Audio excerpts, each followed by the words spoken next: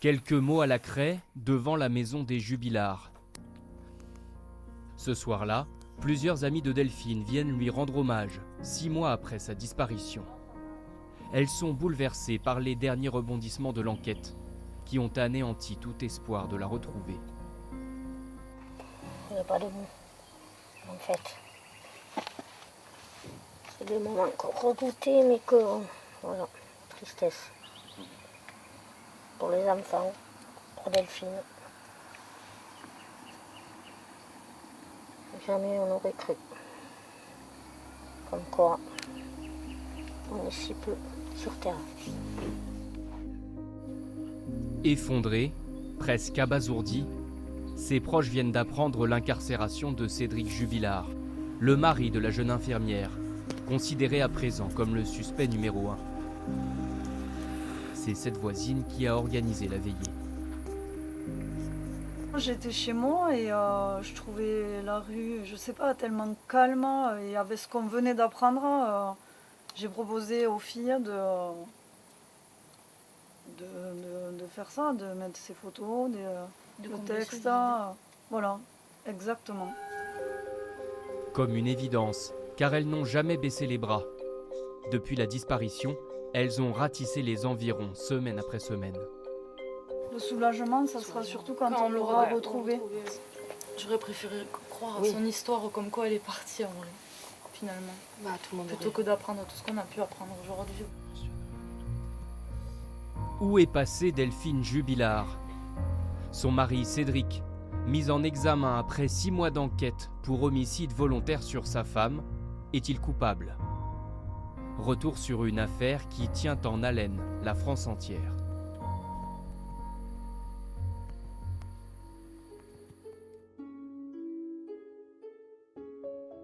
Tout commence le 15 décembre 2020 à Cagnac-les-Mines, une petite commune du Tarn. Delphine Jubilard, 33 ans, mère de 2 enfants, disparaît en pleine nuit. Son époux, ouvrier dans le bâtiment, explique qu'elle a dû quitter leur pavillon pendant qu'il dormait. Son mari dit qu'elle est là, elle est présente lorsqu'il va se coucher à 23h. En pleine nuit, à 4h du matin, il se lève parce que sa fille de 18 mois pleure. Et il dit qu'à ce moment-là, il se rend compte que sa femme n'est plus là. Il la cherche dans la maison, impossible de la retrouver. Et là, il décide de donner l'alerte. Il signale sa disparition aux gendarmes de Cagnac-les-Mines. Les gendarmes prennent l'affaire au sérieux. Le parquet d'Albi ouvre une enquête pour disparition inquiétante. Comment expliquer l'absence soudaine de cette jeune femme sans histoire? Lors de sa conférence de presse, 6 mois plus tard, le procureur en charge de l'affaire revient sur l'invraisemblance de ce scénario.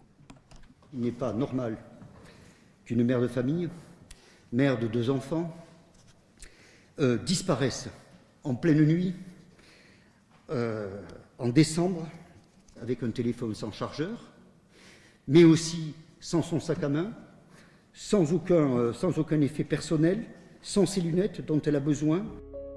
Autre élément intriguant, Cédric Jubilard dit avoir retrouvé les 2 chiens dehors devant la porte, comme si sa femme était partie les promener en pleine nuit. Or, personne dans le quartier ne l'a jamais vu faire ça. Moi, ça me surprend beaucoup, parce qu'elle ne s'en occupait pas des chiens. C'était Cédric qui s'en occupait. On ne l'a jamais vu sortir les chiens seul le jour. Et donc ça m'étonnerait qu'elle sorte la nuit. Hormis l'aspect chaotique de leur terrain, Michel n'avait rien remarqué de particulier chez ses voisins. Bon, les gendarmes nous ont questionnés peut-être 4 ou 5 heures, mais on ne sait rien. Le soir, quand les portes sont fermées, ce qui se passe derrière, on ne sait pas. Delphine et Cédric se sont rencontrés en 2004. Elle n'avait alors que 17 ans. Béatrice était présente à leur mariage. C'est l'une des rares amies intimes de Delphine à avoir accepté de témoigner. C'était quelqu'un de magnifique, hein. C'était une perle. Béatrice et Delphine ont travaillé ensemble pendant 10 ans comme infirmières de nuit à la clinique d'Albi. Elle décrit une jeune femme discrète, presque secrète sur sa vie personnelle. mais à la joie communicative, comme dans cette vidéo où Delphine esquisse quelques pas de danse sur son lieu de travail. Elle s'est jamais mise en colère, elle n'a jamais un mot plus haut que l'autre. C'était, elle adorait son travail. Une femme apparemment épanouie. C'était une maman formidable. C'était quelqu'un qui aimait ses enfants, qui adorait ses enfants, qui aurait tout fait pour ses enfants. Elle faisait des gâteaux, elle nous disait j'ai fait ci, j'ai fait là. Ses enfants, c'était sa vie. Pas du genre donc à s'évaporer volontairement, seule, en pleine nuit. Comme en témoigne également ce proche de la famille. C'est pas une personne à n'importe quel moment qui peut péter une douille ou qui peut... voilà. C'est une personne qui est nette dans sa tête. Voilà. Je pense pas d'ailleurs qu'elle aurait pu partir de elle-même. Un avis que partagent la sœur et les frères de Delphine Jubilard. Leur avocat parle même de certitude sur ce point. Depuis le départ, avant même que le procureur parle, il n'a jamais été question pour la famille de Delphine qu'elle parte volontairement. Le fait qu'elle puisse abandonner sa famille, quitter le domicile conjugal et disparaître comme ça, comme si c'était pour refaire sa vie, hein, c'est une option qui est inenvisageable. Voilà. Fin décembre, 8 jours après sa disparition, une première battue citoyenne est organisée. Elle rassemble plus de 1000 participants, encadrés par des militaires. Bonjour, vous êtes combien? Vous êtes 3, 4, mais 4, vous allez partir sur le 4. Donc là, l'idée de manœuvre, c'est de vous répartir. On a créé 15 groupes. Les lacs de la région sont dragués. Les champs et les forêts parcourus par des volontaires et des équipes cynophiles.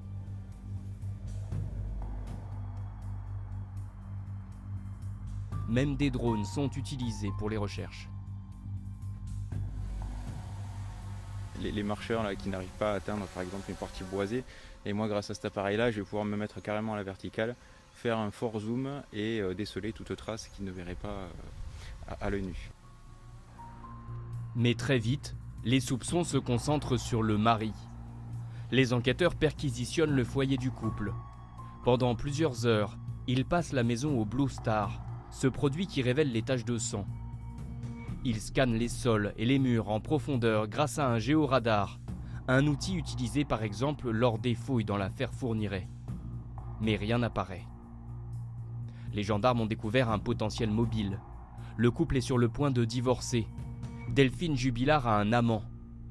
Ce journaliste a eu l'occasion d'échanger avec lui. La rencontre entre Delphine et cet homme se noue sur un site internet, probablement un site de rencontre, même si ce n'est pas clairement établi. C'est d'abord une relation épistolaire qui s'installe. Ils échangent des messages pour apprendre un peu à se connaître. Et puis, au fil des mois, des rencontres ont lieu. Et puis cette relation sentimentale gagne en intensité. Les amants projetaient secrètement d'emménager bientôt ensemble. Delphine Jubilard avait souscrit un prêt pour s'acheter une voiture. Elle cherchait également un nouveau logement sur Albi et elle s'était même déjà procuré des meubles. L'infirmière comptait obtenir la garde de ses enfants. Cédric Jubilard avait une très grande difficulté au point de vue affectif et matériel à accepter cette séparation, la vivait très mal, tentait même de reconquérir son épouse, mais d'une manière particulièrement intrusive et agressive, puisqu'il pouvait se montrer brutal, grossier, agressif, y compris envers ses enfants. Et il avait organisé une véritable surveillance de son épouse, l'interrogeant sur ses déplacements, allant sur son compte pour voir si elle avait effectivement fait des dépenses, essayant même de la géolocaliser. Les enquêteurs relèvent aussi des contradictions dans le récit que Cédric Jubilard a fait de la nuit de la disparition. Il y a des incohérences, notamment sur le plan de la téléphonie. C'est-à-dire qu'à des moments où Cédric Jubilard affirme être endormi, couché, et par définition inactif, son téléphone Lui ne l'est pas. Il est actif son téléphone. C'est-à-dire qu'il y a une activité qui peut être, ça on ne le sait pas précisément à cet instant, mais des échanges de messages, une consultation de site internet, la connexion à une application, on ne sait pas. En tout cas, son téléphone est actif et ça crée déjà un premier doute, puisque s'il ment sur ses heures de sommeil, sur quoi d'autre peut-il mentir? Face aux gendarmes, Cédric Jubilard affirme que la soirée a été calme, mais le témoignage des voisines diffère. C'était 23h07 très précisément. Cette dame et cette fille, donc adultes, vont entendre en direction du domicile de la famille Jubilard des cris stridents et de détresse d'une femme qui vont effectivement les interpeller et qui vont progressivement disparaître et s'arrêter dans la nuit. Le fils des Jubilard, âgé de 6 ans, confirme lors de sa deuxième audition qu'il y a bien eu une dispute ce soir-là. Autres éléments matériels troublants, la voiture de Delphine n'était pas garée dans le sens habituel, elle recelait des traces de condensation. Et à 4h du matin, Cédric Jubilard faisait une lessive. Que lorsque les gendarmes arrivent, vers 4h50, ils trouvent M. Jubilard occupé à déclencher une machine à laver, dans laquelle se trouve la couette du lit sur lequel dormait Madame Jubilard. Ceci se passe de manière, dans un contexte, vous en conviendrez, assez incongru, puisqu'elle a disparu, et ce n'est pas la première chose à laquelle on pense, d'autant plus que, je suis désolé de le dire, mais que ça se situe dans une habitation dont l'état d'entretien est extrêmement négligé. Un faisceau d'indices qui mène les gendarmes à interpeller Cédric Jubilard après 6 mois de surveillance discrète. Ils viennent le chercher le 16 juin à la mi-journée, sur son lieu de travail, un chantier à la sortie d'Albi. Bientôt 14h30, merci d'être avec nous à la une. Ce rebondissement dans l'affaire de la disparition de Delphine Jubilard. Son mari a été placé en garde à vue aujourd'hui. Cela fait 6 mois qu'on est sans nouvelles de cette infirmière. À la gendarmerie, les enquêteurs soumettent le suspect à un flot ininterrompu de questions pendant près de 48 heures. Se déroule une garde à vue qu'effectivement j'ai pu qualifier d'intense, de dense. Là, on avait des auditions qui étaient extrêmement longues, qui s'achevaient tard dans la nuit, on reprenait le matin, on avait des pauses très courtes, et c'était quelque chose de physiquement très éprouvant. Également placé en garde à vue, le beau-père et la mère de Cédric Jubilard, Nadine. Je crois que ce qui était important pour les enquêteurs, c'était de déterminer si Nadine Jubilard était au courant de quelque chose ou pas finalement.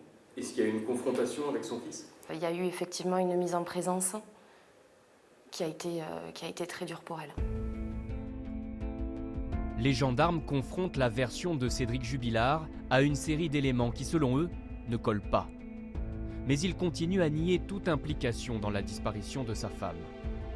Sa mère et son beau-père sont finalement relâchés, sans qu'aucune charge ne soit retenue contre eux. Cédric Jubilard est mis en examen pour meurtre sur conjoint. Votre client est resté sur sa position initiale. Absolument, oui. Il vit tout ça comme un homme qui est accusé d'un crime terrible. Voilà, et dont il se dit innocent. Cédric Jubilard dit-il ou non la vérité? Pendant les 6 mois qui ont suivi la disparition de Delphine, alors que tous les yeux étaient braqués sur lui, il a en tout cas montré un certain aplomb. L'homme, âgé de 33 ans, n'a jamais cessé de s'investir dans les recherches. Le 15 mai dernier, il participe à une nouvelle battue pour tenter de localiser sa femme. Casquette sur la tête, vêtements sobres, il se mêle à la foule. Le 12 juin, le voici avec son fils à la marche blanche organisée par les collègues de l'infirmière.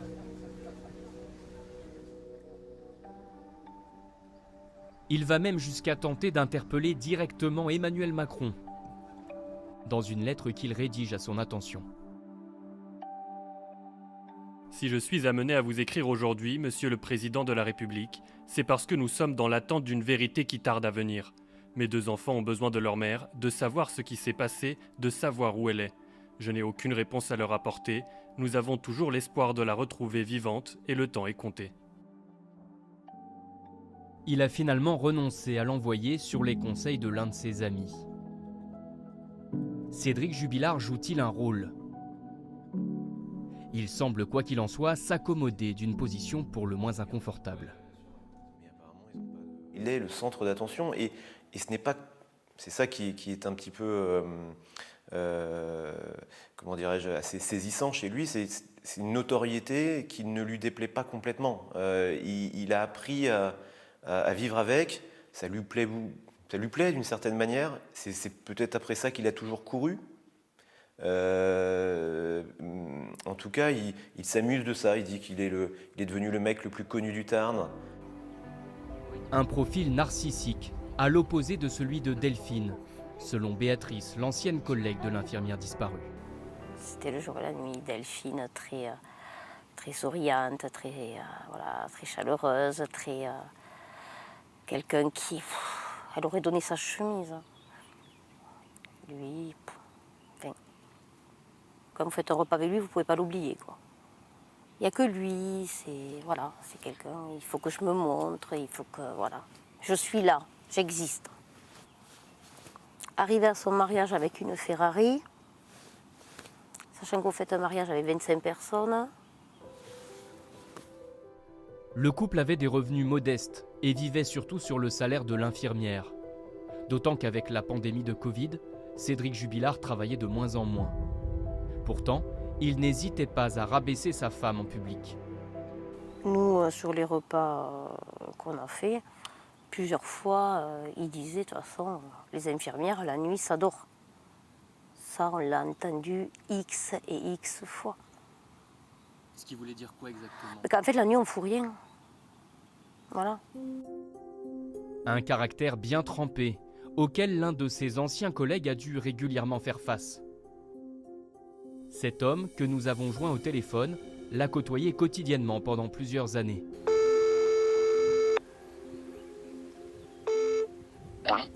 Oui, bonjour monsieur.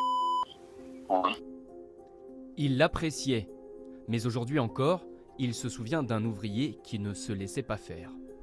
Il est dans la provocation, il est tout le temps dans la provocation. Je sais qu'il a un fort caractère et un mauvais caractère avec des gens qui sont mauvais avec lui, ça c'est sûr. Cédric Jubilard, une forte tête, qui bien souvent n'hésite pas à s'arranger avec la vérité. Il sait mentir, il sait très bien mentir. Sa façon de travailler, quand il me disait qu'il était là à ce moment-là, alors que je savais qu'il n'était pas là, et qu'il confirmait qu'il était là, j'avais les preuves comme quoi il n'était pas là, mais voilà, vous voyez ce que je veux dire un peu ou pas? Il s'entêtait malgré l'évidence. Oui, tout à fait, ouais. Je ne l'incrimine pas du tout. S'il était coupable, il sera joué là, comme il dit. Il est très loin d'être bête. Il analyse vite les choses. Il est capable de jouer avec les flics, ouais.